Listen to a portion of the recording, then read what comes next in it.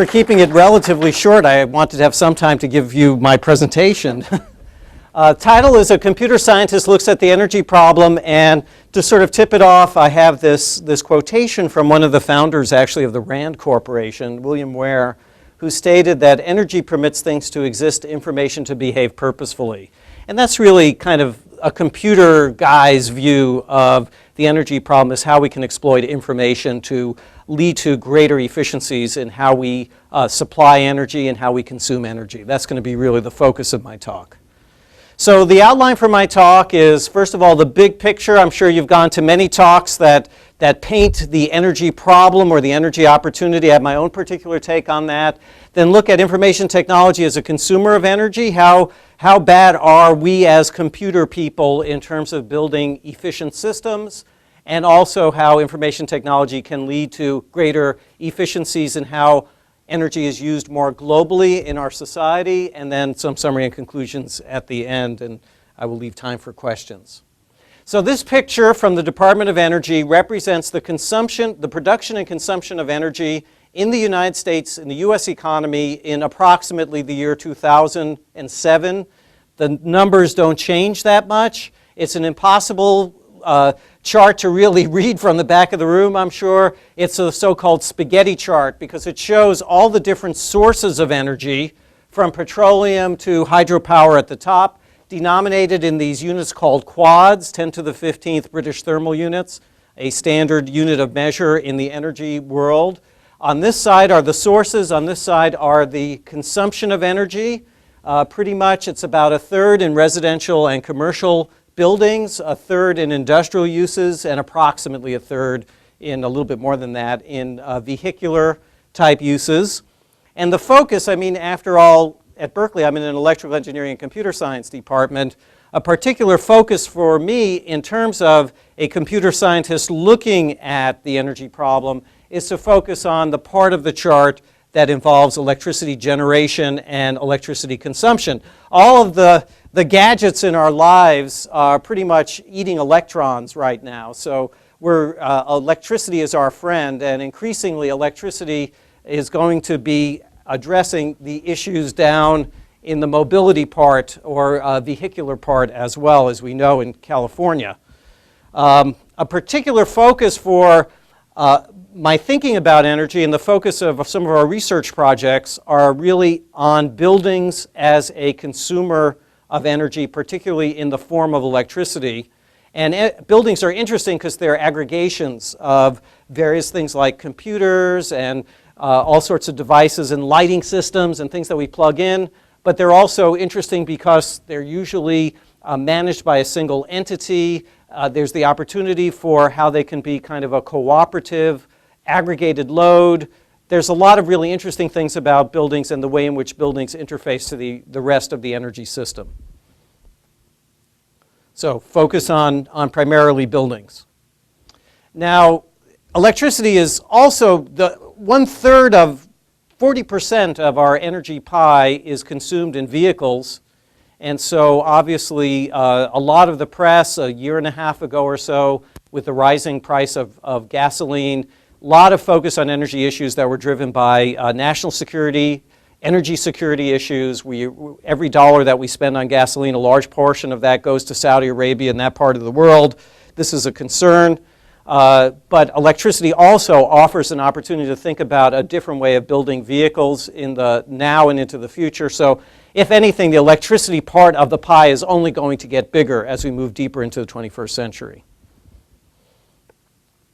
Now, the way that electricity gets to us, it's interesting at Berkeley. I imagine the story is not dissimilar here at Santa Barbara. The last power systems engineer that we hired was probably in the early 1960s. And really, it's been a period for our electrical engineering department over 40 plus years where we've invested very heavily in integrated circuit and semiconductor technology and not very much in large-scale power systems. That was not perceived as being the opportunity for the 21st century, and here we are kind of needing to revisit some of those decisions that we made in the past. But a quick review of what the grid looks like. The traditional way in which electricity power gets to your wall plug is through large centralized generation facilities. For those of us in California, a lot of those facilities are out of our state. They're these days in Arizona and Nevada. The electricity comes through long distance transmission networks, brings it in over the mountains and through the deserts, and then it's locally distributed. And it's very much a tree structure. If you think of electricity kind of flowing downhill from where it's generated to where it's used, it turns out that the whole nature of this kind of tree-structured interconnect, if you would, makes it very, very difficult for electricity to flow back up. It's all designed to flow downhill. That's just really the way that it works. And this notion of the smart grid, which has been receiving a lot of press, a lot of interest, the Obama Recovery Act contained actually quite significant amount of funding for doing smart grid projects, for deploying smart meters in various places to really push forward on an energy, grid-related energy research agenda. Most people agree it looks very different from that tree-structured, flowing downhill kind of picture. It's becoming much more like a mesh. You see generation capabilities that are intermixed with where things are being used, so local generation, distributed generation, trying to get rid of the long distance transmission part of the network and replacing it by shorter distance distribution. There's some real opportunities for how to design the interconnection structures and the devices that underlie that to allow more direct connection between local resources and consumption, but doing it in such a fashion that safety is still maintained. So they're actually, this sort of picture changes a lot of things about the existing grid structure to allow you to embed generation resources close to where they're used, given that stuff doesn't flow uphill in the old grid, requires a very new kind of grid architecture to take advantage of it. So there is an opportunity over the next few years of a dramatic redesign of the kind of interconnection that exists between generation and use in the energy system that will lead to a lot of opportunities for research and new technology development. Now, there are a few other big trends that are going on. I think virtually everyone in the room has probably heard about cloud computing. Interesting book that was written by one of the tech writers for The Economist magazine, The Big Switch. He even starts this book by starting with a discussion of how Edison, once he invented the technology for electrical generation and local distribution, wound up having to get into the utility business because he wanted to really sell equipment, and he wound up having to sell the service. And that story is now brought forward into what about computer as a utility and compute cycles as a service for sale. That's how IT is becoming a utility business. But on the other hand, we also find that information technology is finding its way into being embedded in a variety of civilian infrastructures. Electricity, the grid is one of them. Smart meters replacing, this is a digital meter. At least the last house that I owned, it didn't look like that. It was one of these spinning wheel things. But increasingly, our metering devices are IT equipment. They have wireless network connections on them. They're all digital. There are all kinds of fancy features embedded in them. But that's only the sort of tip of the iceberg in terms of embedding information technology in the energy infrastructure. You probably are also aware of a large amount of information technology opportunities in transportation systems, the road network, intelligent highway systems, and all of these things have an ultimate payback in terms of efficiency, which can reduce our energy demands. So that's kind of my view of the big picture. Let me change gears a little bit to information technology as an energy consumer. A very nice study that was done by a group in the United Kingdom called the Climate Group took a look at information technology's contribution to the world's energy footprint or greenhouse gas footprint or carbon dioxide equivalent footprint. How big is it? How bad are we, being the information technology industry, in terms of our contributions to global warming, climate change, and so on, at least in terms of the equipment, the operation of our equipment? Well, in 2007, the worldwide IT carbon footprint was estimated by this group as being 2%, but they extrapolated forward into 2020, looking at the parts of the world which are most rapidly growing, like China and India, looking at the sources that they use, the likely sources that they are going to use for electricity generation in those parts of the world, carbon-based power plants in terms of alternative forms of energy generation, and they extrapolated forward to what the IT contribution would be in 2020, and it grows from 2% to 4%. It's one of the fastest growing sectors, actually. And to put 2%, which doesn't sound like such a big number, into some context, it's equivalent to the global airline industry, flying all those airplanes around at $1,700 round-trip ticket from San Francisco to Santa Barbara, unless you buy the ticket through UCLA or not. Anyway, it is a very significant part as an industry in terms of its contribution to overall climate greenhouse gases. And when you break down the pie into its pieces, a bit more than half of it is due to PCs and the various stuff we have hanging off of them. About a quarter of it is due to the telecom infrastructure and cellular and data wireless networks. And about 18% of it is due to data centers. And interestingly enough, again, if IT is one of the fastest growing between now and 2020 from 2 to 4%, that data center part of the pie turns out to be the fastest growing piece of IT contribution overall. So it's the fastest growing piece of a fast growing industry sector. So data centers are kind of interesting to look at. And of course, there are many research projects that are looking at energy efficiency in data centers. Large-scale companies like Google, Yahoo, Microsoft are all looking at energy-efficient data centers. I believe that Urs was a faculty member here some number of years ago. These guys at Google wrote a very influential paper a few years ago that measured the utilization of the servers inside Google. They took a test cluster, measured how well utilized those servers were, and you can see from this particular chart that the vast majority of servers spent most of their time in the 30 to 40% utilization range. So in general, as computer guys, we're not very good at even utilizing the resources that we have available to us to achieve very high levels of utilization. We're operating them at, order 30% of their maximum rating.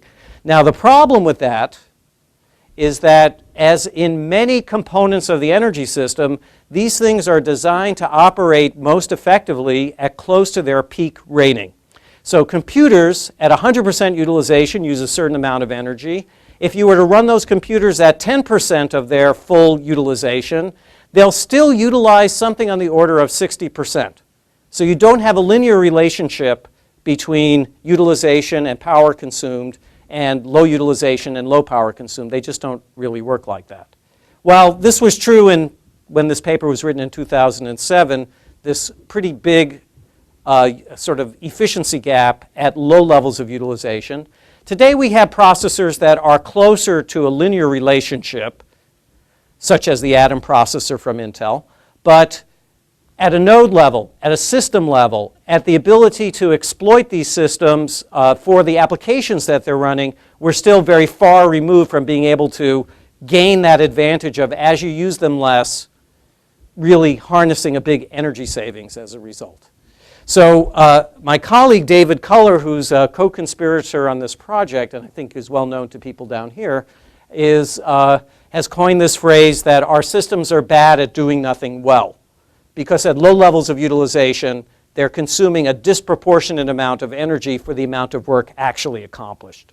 So we need, if processors get solved, we still need to understand the interconnection to memory systems. If memory systems get solved, we need to understand the ensemble of disk and network interfaces and the applications that are running them and the complete system context to have fully scalable systems that, as you use them less, overall they use less energy. So we need a picture where we move towards a efficiency rating that approaches zero as we use our systems close to 0% utilization. Now, inside internet data centers, there's some interesting transition towards cloud computing, industrialization of information technology, IT as a utility, and buildings as an electrical load. These are purpose-built structures that are designed to hold nothing in them except for computers and a variety of other, computer support equipment, so rack upon rack of computers and storage devices and more storage devices and RAID servers and power distribution equipment and air conditioning equipment.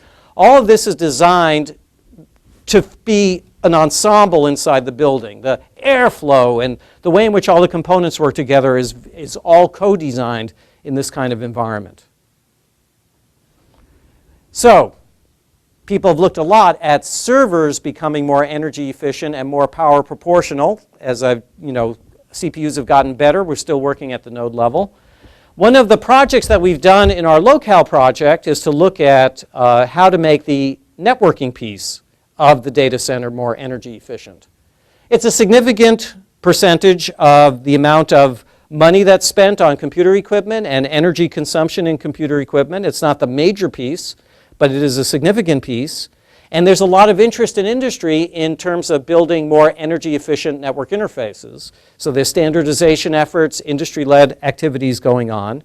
And our focus on this particular project was to apply that principle of doing nothing well to figure out how to de-energize ports on network switches when network traffic was low, and to re-energize them during those periods of time when network traffic is high, and to see what the effect on performance would be as a trade-off in terms of energy reduction. Now, one of the things that we've observed in a variety of enterprise and data center networking environments, the actual network traffic, the patterns are bursty and follow kind of standard 24-hour cycles. So they're not fractal in nature, they're not random workloads, they are busier in the middle of the day and less busy at night, more busy during the week than they are during the weekend, the usual kind of long-term trends that you would expect to see in virtually any people-driven use of computers. So how can we exploit that? Basic idea that we pursued in this project was to introduce the concept of a shadow port. The idea is to think of it as the network analogy of virtual machines living on top of, providing the sort of illusion of multiple architectures, multiple machines lying on top of a single underlying set of physical hardware. Now, the way that this works in our shadow port idea for networks, you have energized ports, you have the actual hardware for the network interconnect, but if you have low traffic on that, the interface logic can be de-energized, and those pathways are shared amongst a smaller number of physical, if you would, internal ports, the so-called shadow ports. So logically, end hosts are connected to the switch interfaces to the switch. As shown here, there's the shadow port, which is actually physical hardware, but it comes into play when we decide that traffic patterns are low. We do not need to have all the port logic fully utilized. So we just provide the basic electronics for interfacing to the network. The buffers and other higher level port functionality is de-energized and now multiplexed by one set of hardware rather than n copies of that hardware across all the ports. So it's an idea of how to scale down the behavior, the energy consumption inside the network switch by time multiplexing underlying physical hardware to create the illusion of fully functional ports on our network switch. Now, it turns out that this was pretty significant. We were able to save on the order of 30% of the energy associated with the network at very low reductions in network throughput, given the workloads that we had collected from our own enterprise and access to data center environments. This system was, by the way, implemented and prototyped in the NET FPGA framework that was developed at Stanford University. And it's implemented using field programmable gate arrays, lots of expertise in that down here. And basically, the increase of number of flip-flops and logic units, if you would, lookup tables, is relatively modest in order to add this functionality of the shadow ports. The implementation overhead is very small in return for a very small reduction in overall throughput through the network switch. So we're able to maintain pretty much 99% of peak throughput as a result of just being very clever about detecting low usage of ports and moving into the shadow port mode. Now, this was implemented using field programmable gate arrays, which are not the way that the ASIC logic inside a real network port from Cisco would look. but it turns out that it's pretty easy to understand the grayed off pieces, the light gray pieces versus the dark gray pieces, are all the parts that would be changed should you have shadow ports implemented. So it's the sort of thing where we know what would be involved in changing those ASICs. We haven't built an ASIC to do this, but we've demonstrated the concept using field programmable gate arrays. So this is just an element in a theme of beyond the processor, where else can we exploit this key idea of doing nothing well? When you're not using a component of the system, put it in a low power or zero power state. This is an example of how to do that in the data center network interconnect. Now, when I was a computer engineering student, way back when, it was a big deal for us to learn about breadboarding systems, using actual wires and breadboard things. And then somewhere around the late 1980s, middle to late 1980s, field programmable gate arrays became the sort of essentially semiconductor make or break type circuits that you could have in those things by making or breaking connections. Then we had to get smarter about how to design board level systems and so on. Today, the building block is often something that looks like a shipping container. This is the black box from Sun Microsystems or Sun Oracle or Oracle, whatever it's called now. But it's a box that's 20 feet by 40 feet that has computers in it, the power distribution infrastructure, the air moving systems, all fully integrated into a box like this. And the idea is I can build a data center by racking and stacking these boxes together. So in the old days, you had to know about a processor chip and memory chip, how to wire it up. Then you had field programmable gate arrays. You just programmed the wires. Then you had to learn about board systems and how to build, kind of like units that go into racks. Now the building block are things like this. The integration of computing, storage, communication, but also air handling, cooling, and power distribution. A computer architect or computer engineer worth his or her salt really needs to understand the integration of these components as they think about the sort of building blocks they want to have for systems. Now, this idea of the sort of containerized data center is not limited to a sort of Sun Microsystems as trying to sell this sort of stuff. Google actually has deployed containerized data centers using their own design. This is a screenshot from their video that introduced the fact that they had containerized data centers on, of all things, April 1st, 2009. So you can go to YouTube and watch the videos from the Green Data Center symposium that they organized on April Fool's Day of last year, and you can see the actual data centers that they have operating today that are based on the containerized process. And another very poor quality video image here of Microsoft's Chicago data center, which also uses a containerized design. And in fact, in this particular case, they mixed together their two approaches. It's a double floored system. On the first floor are containers. On the second floor are more traditional racks of computers and machine room looking systems. So they're kind of hedging their bets with two different technologies. So let's shift gears a little bit and now talk about the smart grid, IT as an energy efficiency enabler inside larger scale systems at the level of beyond computer equipment to full-scale buildings, collections of campuses, cities, regions, and so forth. So I first got interested in energy efficiency. I had actually spent the year 2005 on a sabbatical at Google, and it was pretty clear that the management of energy in these large-scale internet data centers was a very critical issue. And as I started to learn more about the energy system, the energy grid that exists, I saw many things that I saw as analogies with the telecommunications infrastructure of 1950s. It had evolved in a context where reliability was the overarching requirement. We don't want our energy system to fail, just that we don't want our phone systems to fail. But that it was centralized, there was centralized entities which were in charge of it, centralized command and control decision making, very high quality, expensive technology that was used throughout. And then I started to think, what was it about packet networking technology that had led to the breakup, in some sense, of the overarching architecture of telecommunication, and were there equivalents that could be seen in the energy environment. The first thing is, in the energy environment, generation and use are synchronized more or less to that 60 hertz cycle of delivering AC to your wall plug. If we could break the synchronization, that would open up all sorts of possibilities in terms of fast switchover and switching and changing of the direction with which energy is flowing through the interconnect between generation and use. So breaking the synchronization. An important element of packet switching, of course, is the introduction of storage, buffering in the network.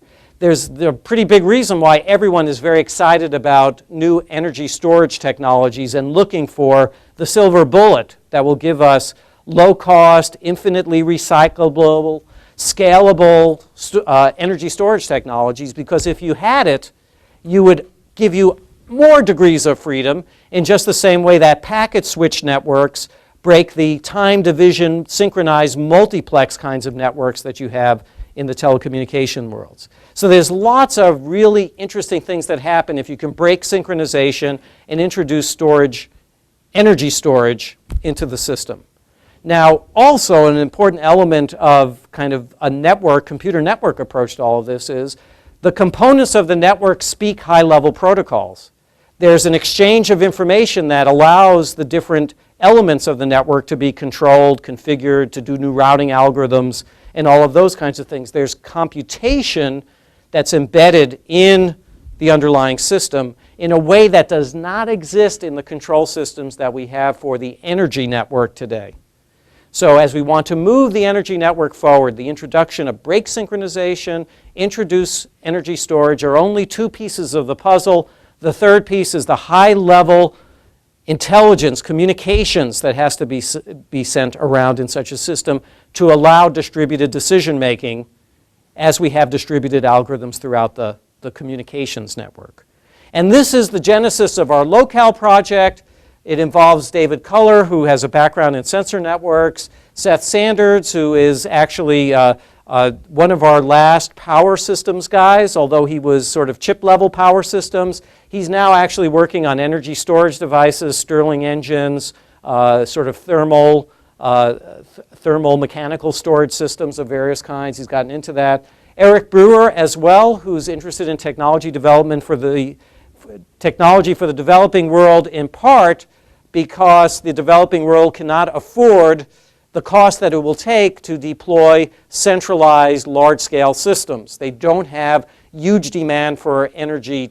I mean, they do, but they cannot afford the billions of dollars to build a large-scale power plant and put in place the very expensive transmission infrastructure. If there was a way to build a more scalable building block kind of energy network, that would be of tremendous interest in the developing world.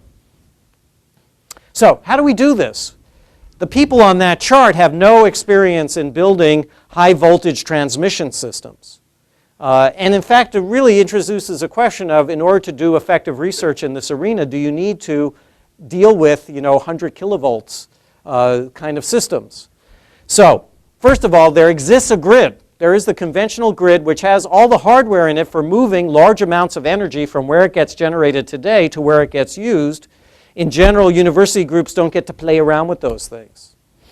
For good reasons. We'd probably fry ourselves or our graduate students. And what we want to do is build an intelligent energy network on top of this, which is information leveraged, that knows where energy is being used and can match it to where energy is being supplied, to run the marketplace in real time, to allow the solar and wind resources to be close to where it's used, to be able to be harnessed on a very short kind of control cycle in a way that the current underlying conventional grid is not able to do.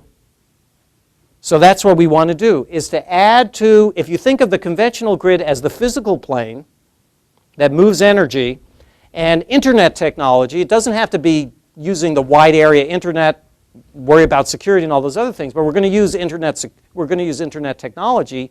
Data communications technology now provides the information layer.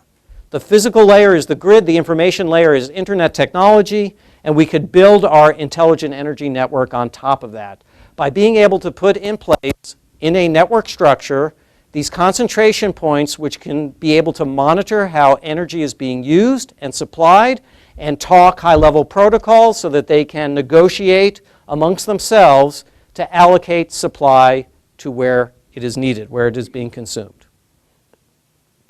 Our building block for this kind of architecture is what we're calling an intelligent power switch. It has the ability to monitor how energy is being created, how energy is being used. It could have storage associated with it, but the most important thing is it communicates. It's part of a communication network. And as an intelligent power switch, it also has embedded computing in it. It's a computer. You know, it can collect data, it can build models, it can participate in a high-level negotiation protocol. These kind of elements are not found in the electrical grid today. So let's see how this would work at the level of, shall we say, the computer science building, engineering, 3 at UC Santa Barbara, or the computer science building at Berkeley. So first thing is, inside our building are major facilities that consume a lot of energy. In our case, and probably in this building or buildings nearby, is a machine room that has a large numbers of computers in it. So we want to understand not just how those computers are running their workload, but what is the energy demand footprint of those machines, of that facility. So we need to have a monitoring infrastructure that can be made aware of energy consumption in the machine room. And it communicates, it builds a model, and it communicates that information to the rest of the building, which integrates together models for other facilities within the building that consume energy, like the air handling units, AHUs, the chillers, the air conditioning system, the power distribution system. All of these things are interfaced, the cooling tower on top of the building. They are consuming energy. They have a particular model of how they're being used, what their work is, and how that transitions into energy consumed. We want to be able to monitor that, build models of that, so that we could have a predictive ability to understand how energy will be consumed to ultimately schedule that energy usage. So through this kind of monitoring network, through these intelligent power switches, we build a network of monitoring and computational capabilities inside our building that then connect to the locale energy network, because on the far side of the network are these various sources of energy supply, as well as other loads, other buildings, other communities, and so on. Inside the building, it could be flat or hierarchically aggregated. At the level of a campus, it'll be aggregated. At the level of Goleta, it'll be aggregated, and so on, up through a hierarchy of how energy is produced and consumed in a local region. Now, the building will provide to the rest of the network a load profile of what it is currently using and what it expects to use into the near future. And that will be matched by in some fashion through negotiation with the sources of energy that are connected into this exchange network. Now, over time, its model will be refined. Is there something wrong?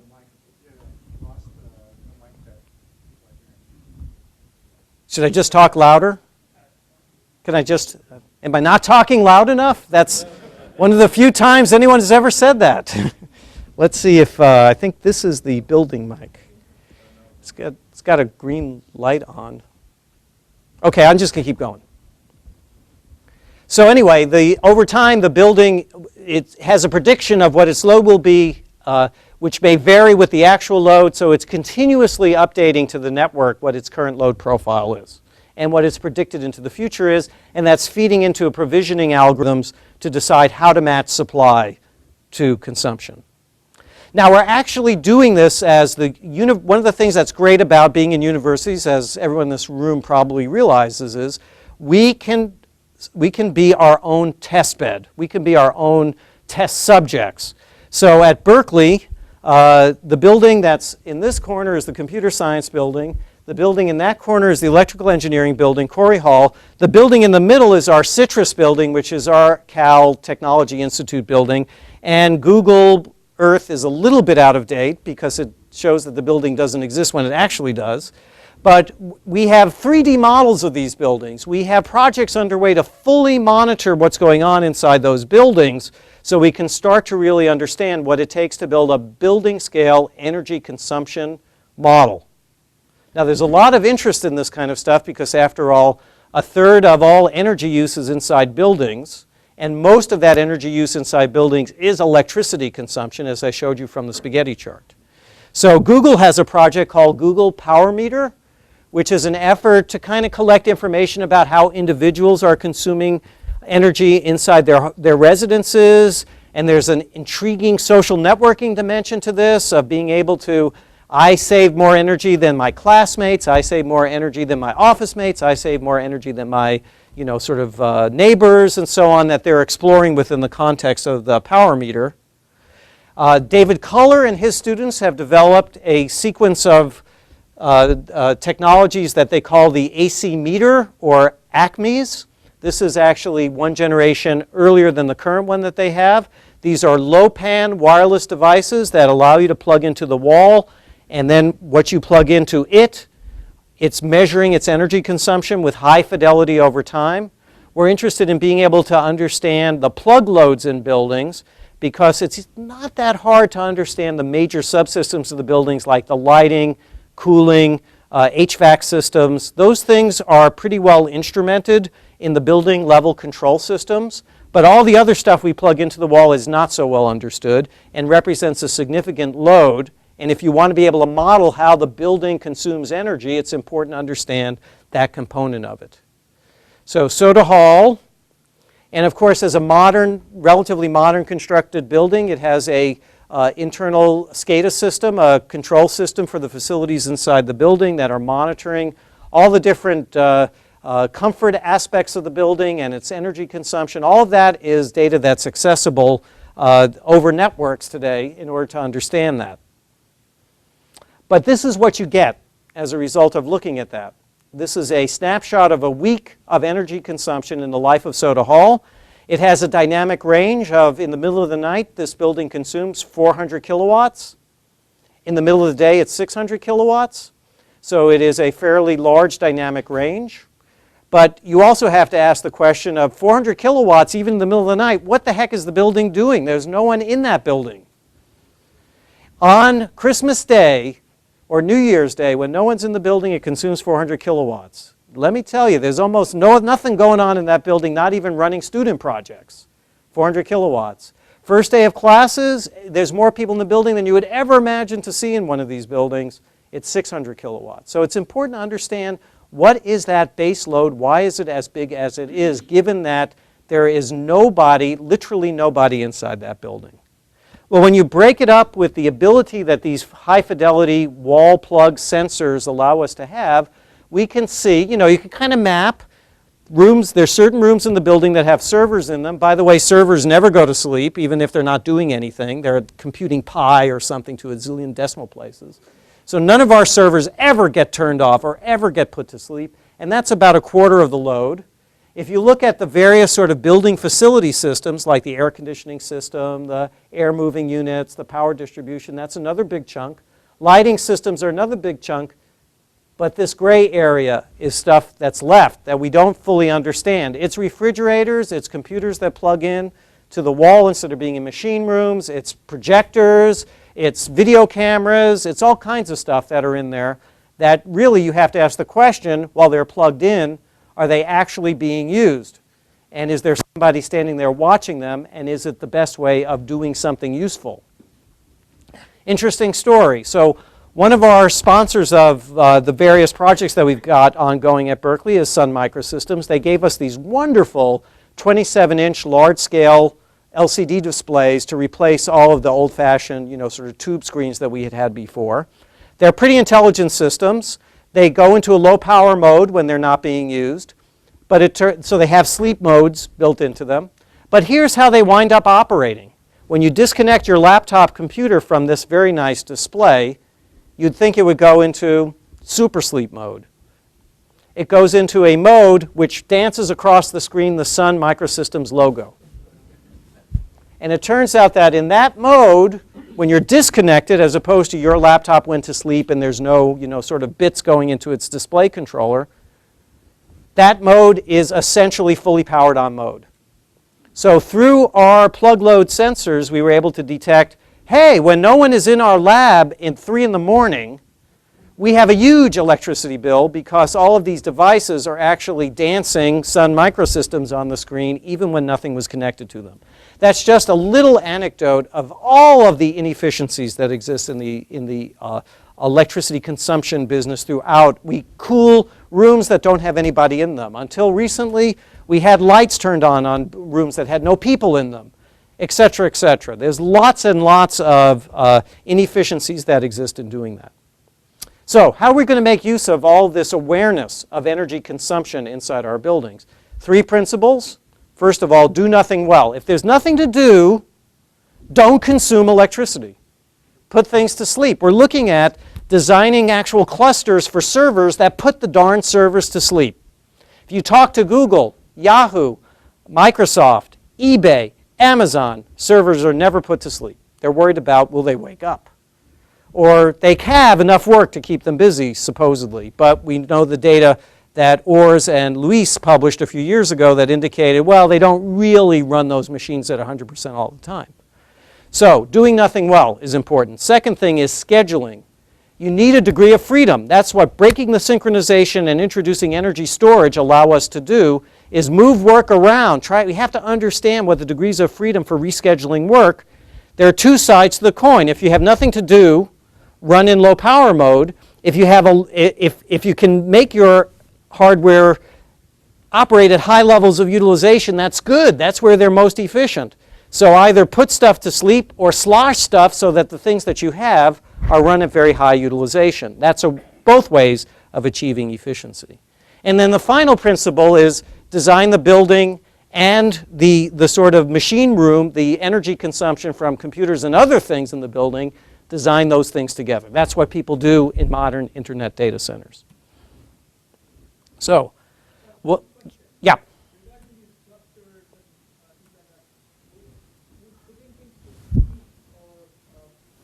Not operating a whole lot of them impact your network protocols. For example, all the TCP connections would be running from one guy. Would that change stuff? Yes. So the question for the videotape is, if you put things to sleep, doesn't that affect things like network protocols? The answer is yes. And there are technologies for dealing with that. Proxies that can stand in for the way in which communication protocols operate. For nodes that are asleep, they fool the rest of the network into thinking that those nodes are still active. People have investigated that particular approach. There's an area of research which is to redesign the protocols so they're less chatty, and really network protocols today make it difficult for servers to go to sleep, it turns out. So proxies, energy-aware network protocols are areas of active research in order to allow nodes to be better put to sleep. So there's some good opportunities there. Many of them have been explored, but have not been deployed in operational environments today. So building loads, data center loads, the standard sort of baseline supply that you get from your favorite local utility, and then there's all these other things. This is called dispatch because the energy generation from these kinds of sources can be scheduled. You know that nuclear power plant, you can tell because it has the rainbow behind it. The nuclear power plant is scheduled to be off for maintenance 2 days out of the year and producing power the rest of the year. And they really kind of operate like this. And then these things, which are nice renewable technologies, are non-dispatchable because you never know when the sun is going to be shining or when the wind is going to be blowing, so it's very hard for the existing grid architecture to take advantage of those sources. If you look at typical power generation from a wind turbine, this is some data that we have from Tehachapi, highly variable. Now, venture capitalists are really interested in energy storage technology because if you put something highly variable and then put a buffer next to it, that's a way of turning something from highly variable into something highly schedulable, right? So there's a big reason why there's a tremendous motivation for finding that appropriate energy storage technology. But even independent of that, one of the things that we're looking at in our project is, even given this flavor of variability, given the embedded monitoring that we have on the supply and on the load side, and our computational abilities to build predictive models of energy supply into the future and energy consumption into the future, how do we turn that into closing the loop in order to manage it?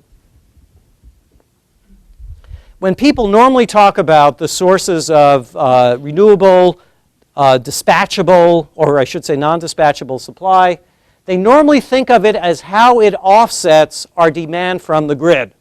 So if I put a windmill or solar panel on top of this building, it would displace some of its demand from whoever is the utility company down here. Is it Southern California Edison? So, you know, you're sort of running your meter backwards, or you're using less demand, which is a good thing. But that's not what locale is about. What locale is about is how we can take instantaneous information about current, difficult to schedule supply, develop models that predict with risk factors into how much supply will be available in the near, medium, and long-term future. How much, if it's windy now, it's going to be windy 5 minutes from now. If it's windy 5 minutes from now, it'll be less windy an hour from now. If it's you know, there's a greater uncertainty the further you extrapolate out. But given knowledge of existing energy supply, how do I decide what to defer until later when I can take advantage of this less expensive renewable supply, or what can I accelerate forward in time? So we're turning this into a scheduling problem based on a model that will help us understand when energy is available, and we need some models to understand the quality of service, the constraints on delivery of the different loads that we have.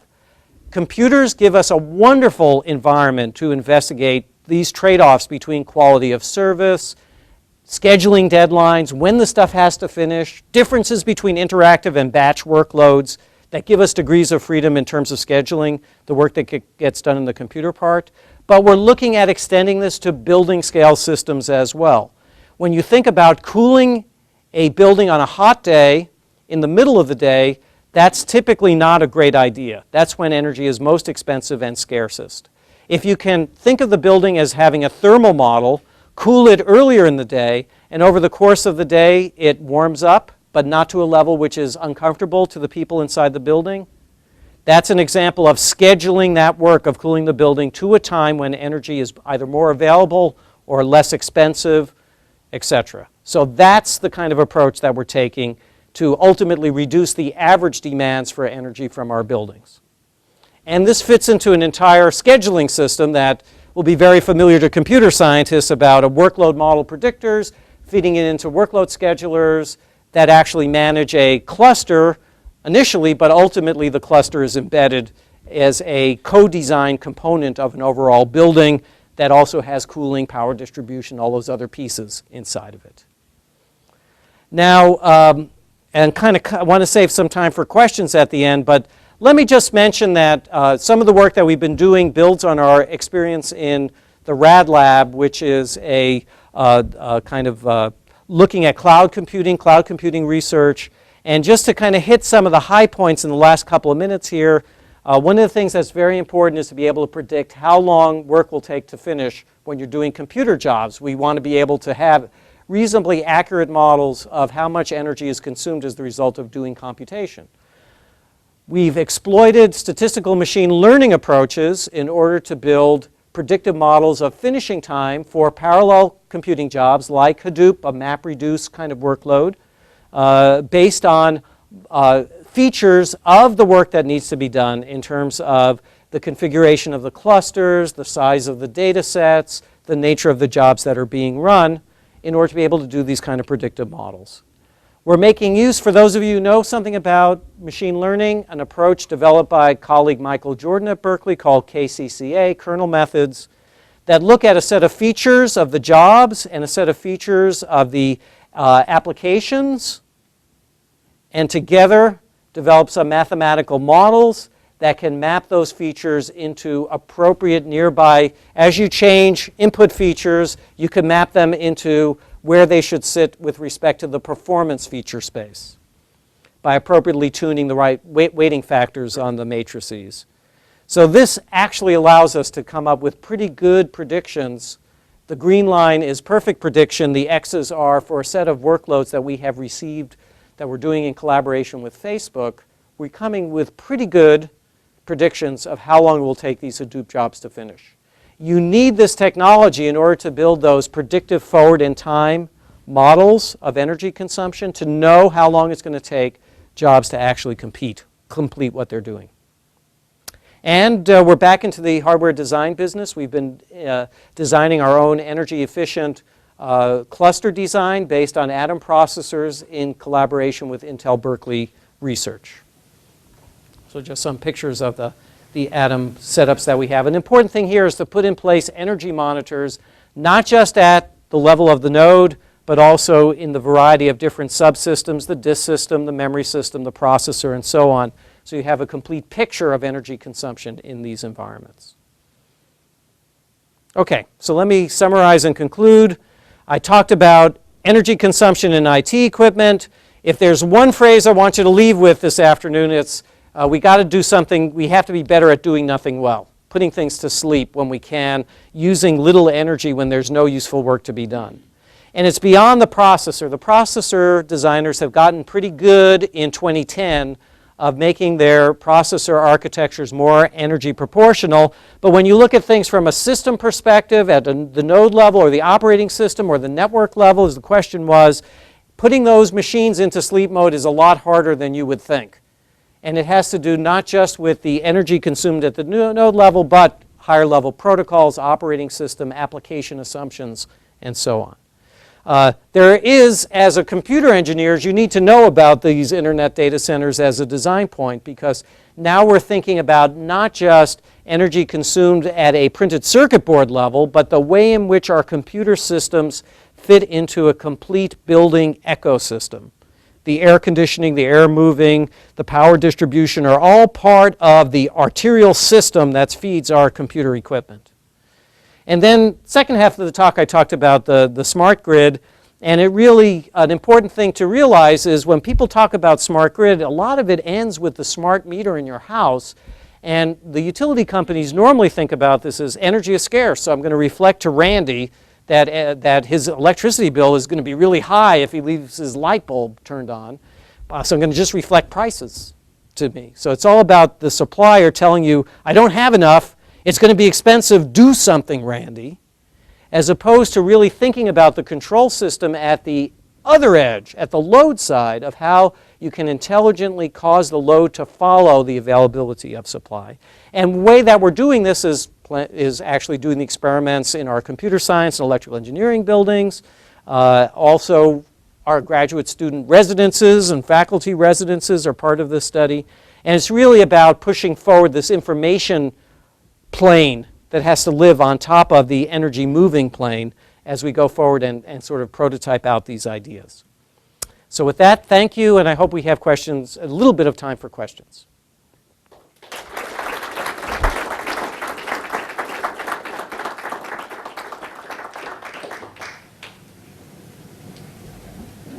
Yes?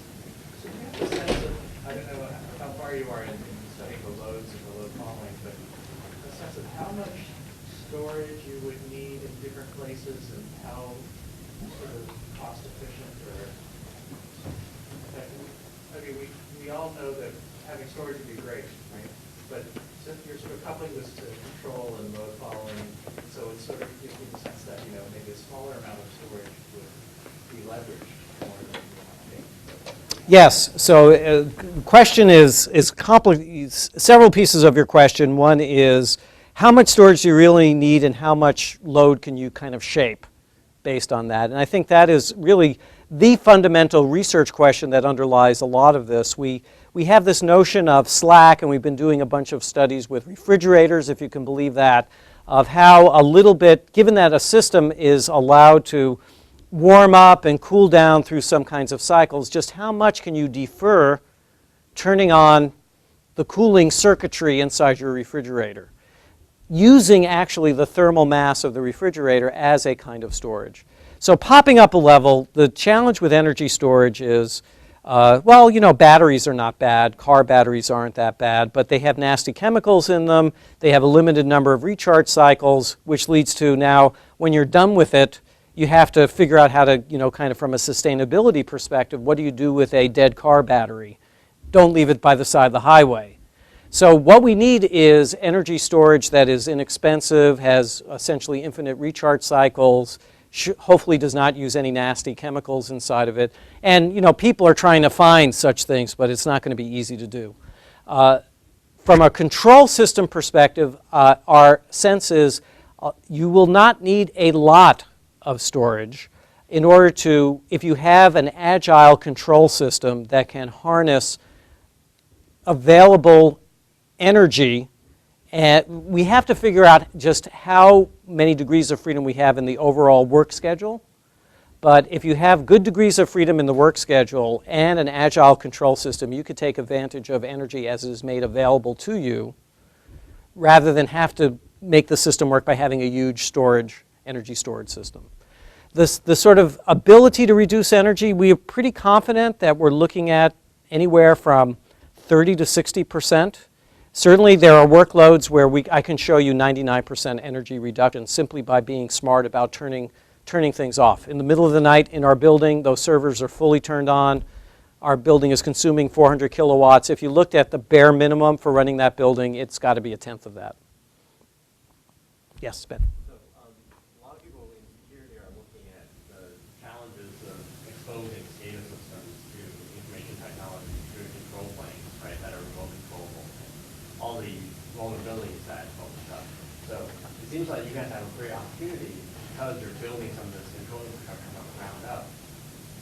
Are you guys planning to look at sort of the interesting ways of securing sort of SCADA systems from the ground up if you have early access, right, to the basic design and what that might look like? So again, a very good question. The SCADA systems that we have inside our buildings are currently secured by the password is CAL or something like that. There's not strong security inside our systems today. The campus facility manager gave David Culler, sort of all the IP addresses of all the SCADA systems in 24 buildings. If he wanted to go in and kind of turn off all the air moving systems, including in, the laboratory buildings and stuff like that, he could easily do that. So the current security of those things, even independent of when they get networked together, is not so great. Our approach is more, we're going to be exchanging models, and you do need to deal with the issue of when you are promised supply, how do you keep track of whether that promise is being delivered upon? But we're not looking particularly at making these systems completely safe from being hacked into. That's not really on our research agenda. But the trustability of the advertised supply, the verification that you're consuming what you predicted that you would consume, so the system doesn't get out of balance in terms of supply and demand, is definitely within our scope. So it's more about trust than about traditional security. Yeah. Do you see this having an impact on the algorithm design itself? That means the way you design algorithms today, we think of in terms of complexity of maybe the runtime, maybe memory consumption. Is there a way to model the energy consumption into the performance of the algorithm itself? Yeah, so that's another very good question about what the figures of merit are. There's here a major. Many people have looked at energy consumption in systems, and you don't save any energy if you still have the same amount of work to get done. So you sort of instantaneously use less, but takes longer, so that in the end you use the same amount of energy, right? So this is true that we need to understand the right figures of merit for talking about efficiency in this kind of consumption. Example is, all of those times when a system is waiting for something to respond. So I'm not sure how to capture this exactly in an algorithm, but an algorithm like MapReduce sends a message. There's some latency involved with that message returning. Normally we think of that as being part of the work done, but it's actually sitting there waiting. It's sort of running at this sort of 100% energy being consumed without actually, other than time going by, useful work at that node in the algorithm being accomplished. So if you could take advantage of low power states, you would have an energy advantage really, because it wasn't doing anything, it's now consuming less energy, it's just waiting. And so being able to really kind of understand the dimension of time and work, when work is being done in an algorithm compared to just waiting for things, is an important element, I think, of algorithm design and analysis. And it's kind of hard to argue through all these different things when you kind of sit and design a system. So some deep thinking is, I think, necessary in this. Yes? If you think about systems, I guess processors seem to be the lowest hanging fruit for consuming the most energy, but what about the other parts? In what order do you see? Memory, yeah, so a good question. Processors, I think processors, because they're in mobile devices and laptops, and one company basically owns the world of those things, more or less, at least laptops. They've worried a lot about making the processor better over time. Over the last few years, it's really come to the fore, maybe over the last 5 years. So processors, I agree, are the low-hanging fruit. The next thing is clearly memory. Memory for high-performance processors are very wide, very high speed. So what's the idea of extending the energy efficiency, putting parts to sleep, scaling back the sort of bandwidth of interconnect between memory and processor as you're doing less versus doing more, how to make that bandwidth scalable and energy consumed as a result scale with the amount of work actually being done. So memory is clearly the next piece. After that, probably the disk, which also has many features in it currently that already are good at putting it into lower power modes when it's not being used. If you don't have chatty type activity, a flash in front of it helps make the mechanical disk be used less, and then network comes next after that. Last question? I think it's a true statement that one of the components that's not good at doing nothing well are the switching power supplies in a digital system. Is there any thought of a tighter coupling to the distributed power supplies? So your question about switching power supplies is it a mystery how to make them more efficient? No, it's not a mystery. It's really an economic argument of how much is it worth. And this is a place where the things I'm talking about really play into the larger context of how energy is consumed in our society. So are we really paying the true cost? When you buy a computer, you want it to be cheap, but we don't really think of, like when we buy a refrigerator, it says it costs this much money to run it over the course of the year. We don't get that. No one kind of tells us for the computer. Running this typically is $300 electric bill per year. Probably isn't that much, but kind of so many dollars per year. If you put in this more efficient switching power supply, it would be $250 per year. So it's worth paying a little bit more for the power supply that they put inside the box for you to buy that kind of machine instead. So our friends at Google use much more highly efficient power supplies in their rack level design. They take batteries and distribute them across so that they can get better conversion efficiencies from AC to DC across these things. So yes, I think there's a lot of ways of doing it. When you think of the full cycle costs of doing a variety of things, you can make use of much better underlying technologies. The same observation is true about buildings. So all of the power distribution units in this building, all the way back to wherever the power plant is in Arizona or Nevada that the electricity comes into to Santa Barbara, everything along that is designed to operate well in the 95 to 100% range. So if we, as computer guys, were great at scaling everything back to the middle of the night, we're not doing much, there's going to be incredible inefficiencies along the path because the equipment is not itself, the stuff that just moves electricity through the transmission network is not really very good at operating at anything other than very high percentage of utilization. So we need to really understand this across a whole slew of physical systems in order to make everything much better at doing nothing well. Great. Let's Okay, thank you.